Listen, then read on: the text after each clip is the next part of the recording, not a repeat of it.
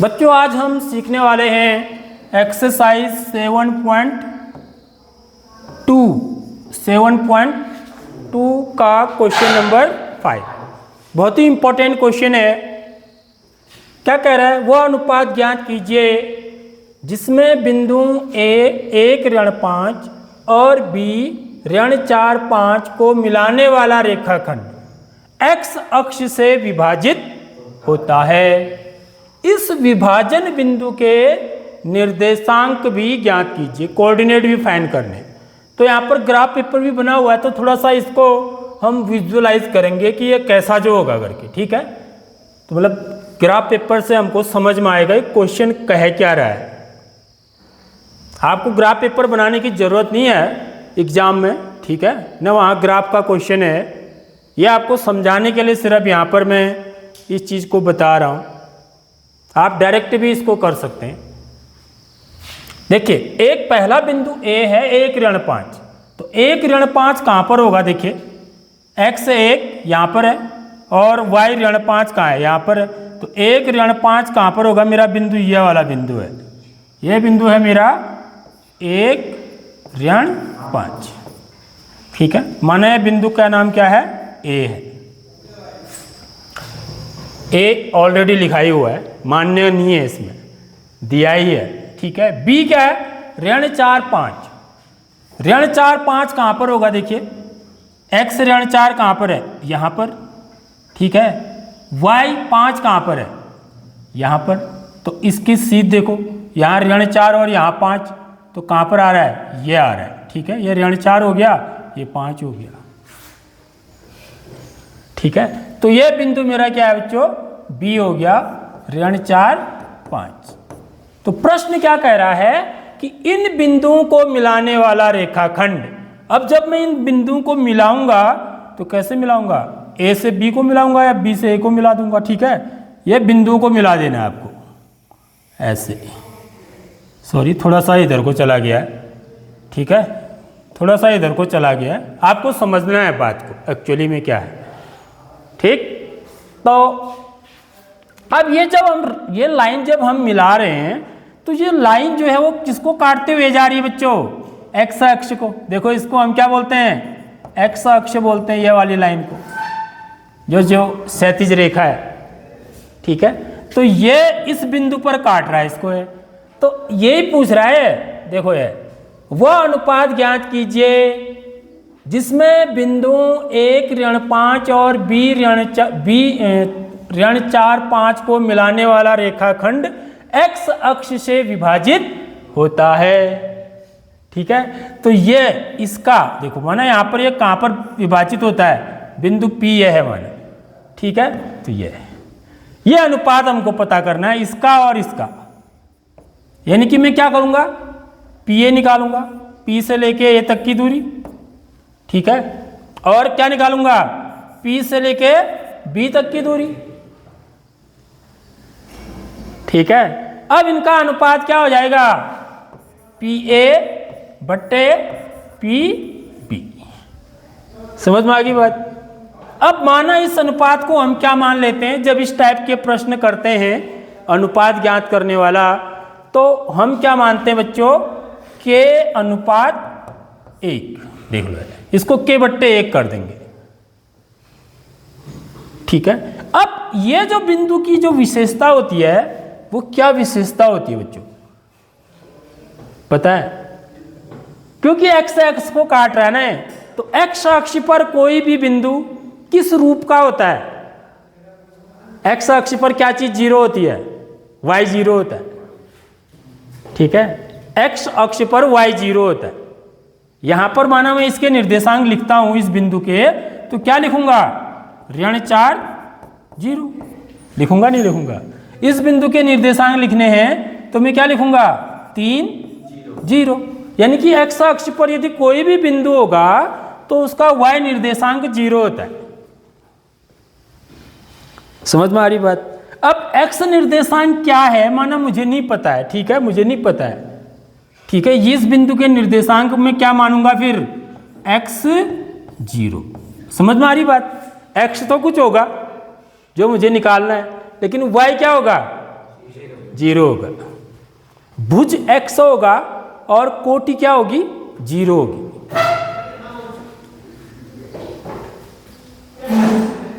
माना, अब कैसे हल करेंगे इसको, देखिए हल कैसे करेंगे, समझ में आ रही बात यह हल। माना x अक्ष पर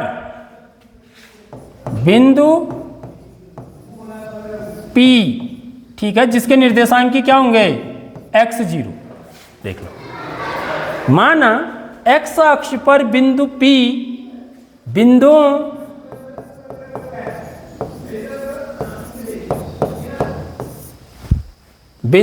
A 1-5 तथा B -4-5 को मिलाने वाले रेखाखंड को मिलाने, ठीक है, 9 है, मिलाने वाले रेखाखंड AB को, रेखाखंड को ऐसे भी दिखाते हैं, ठीक है, AB को K/1, देख लो, K/1 के अनुपात में विभाजित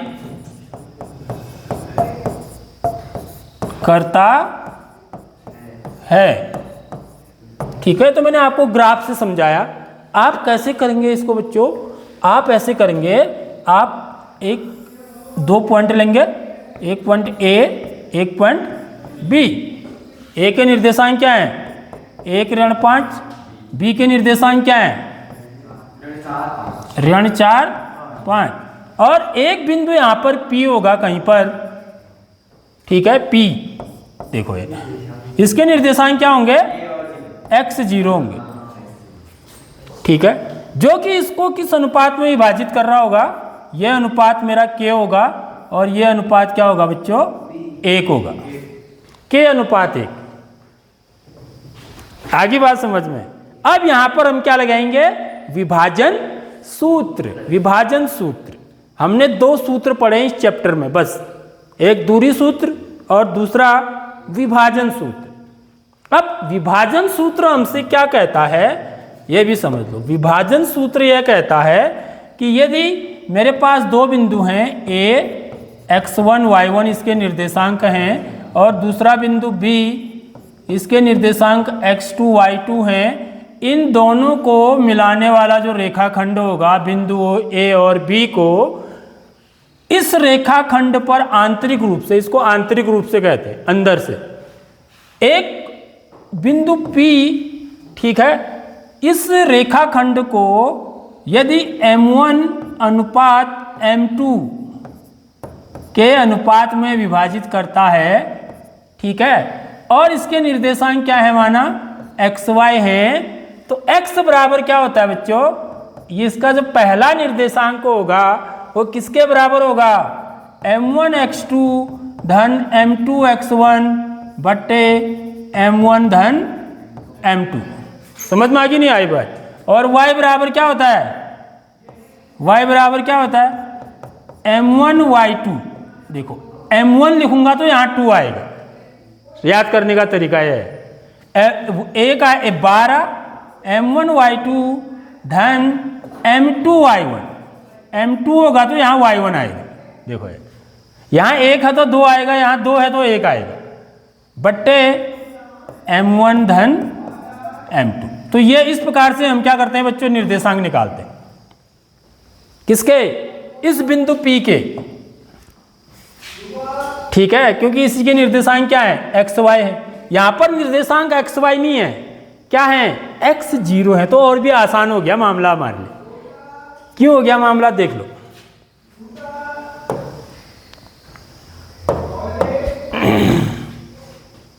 तो इसलिए विभाजन सूत्र से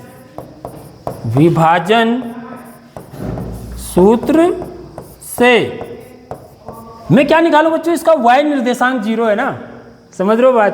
तो y को 0 कर देता हूँ, y का मान 0 है यहाँ पर, ठीक है। ये मेरा क्या है, x1 y1 हो गया, ये क्या हो गया, xy हो गया, और ये क्या होता है, x2 y2 होता है, ठीक है। समझ में आ रही नहीं आ रही बात? इससे पहले भी हम इस प्रकार क्वेश्चन कर चुके हैं। तो यहाँ पर y की जगह पर क्या है, 0 है।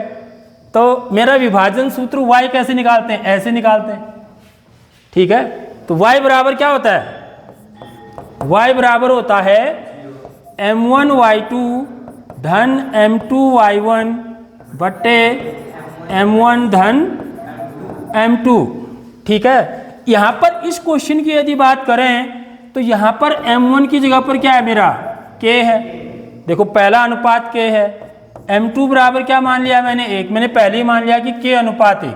ऐसे मानने में हमको बड़ी सुविधा होती है, ठीक है। और y1 क्या है मेरा, y1 क्या है, ये ऋण 5, ठीक है। y2 क्या है, y2 क्या है, देखो 5, y2 ये है, y1 जो है ये हो गया ऋण 5, y2 5 हो गया, ठीक है। बस ये मान रख दो यहाँ पर, तो मेरी क्या समीकरण बन जाएगी, y की जगह पर 0, y का मान क्या है बच्चों, 0। देखो ये y बराबर 0 है, तो y की जगह पर 0 रख देंगे। m1 y2, m1 कितना है, k गुणा y2 कितना है, ये y1 5 है, ऋण 5 नहीं है, 5 है, y2 5 है, धन m1 क्या है, 1, सॉरी m2 1 है, देखो m2 1 है, गुणा y1 कितना है, ऋण 5 बट्टे क्या हो जाएगा मेरा, k प्लस 1। m1 की जगह पर k, m1 की जगह पर k, m2 की जगह पर 1, m1 की जगह पर k, m2 की जगह पर 1, ठीक है। इससे क्या होगा देखिए, अब इस पूरे को मैं इधर ले आऊंगा, ठीक है। तो 0 से क्या हो जाएगा बच्चों, k प्लस 1 पूरा गुणा हो जाएगा 0 से, क्रॉस मल्टीप्लिकेशन बोलते हैं इसको, वज्र गुणन।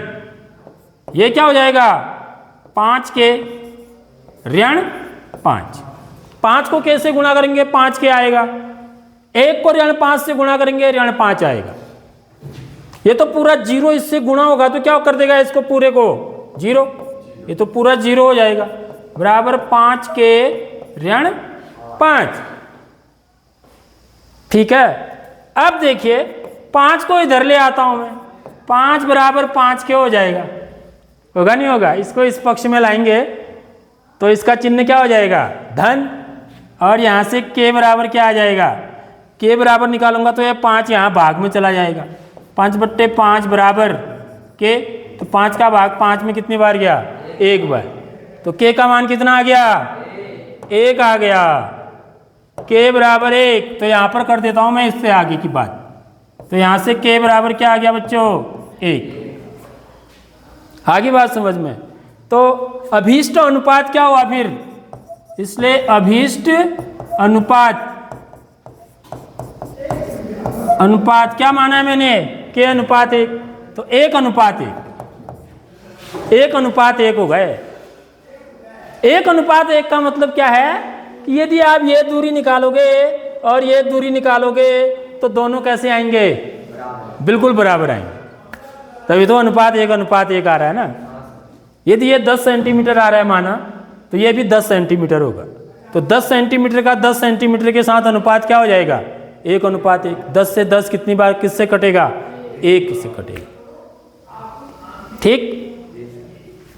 इसको नोट करिए, फिर दूसरी बात बताता हूं।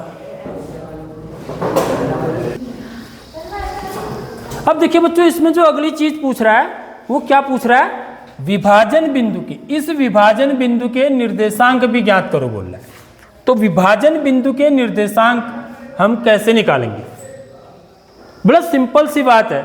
जो विभाजन बिंदु है इसका y निर्देशांक तो क्या है, 0 है, सिर्फ मेरे को क्या निकालना है, x निर्देशांक निकालना है, y तो 0 ही है, ठीक है। x निर्देशांक निकालने का मतलब मुझे क्या निकालना है बच्चों, है x निकालना है। देखो यहाँ पर जो सूत्र लिखा हुआ है, ठीक है। तो x बराबर क्या होता है, x बराबर होता है m1 x2 m1 x2 धन m2 x1 बट्टे m1 धन m2।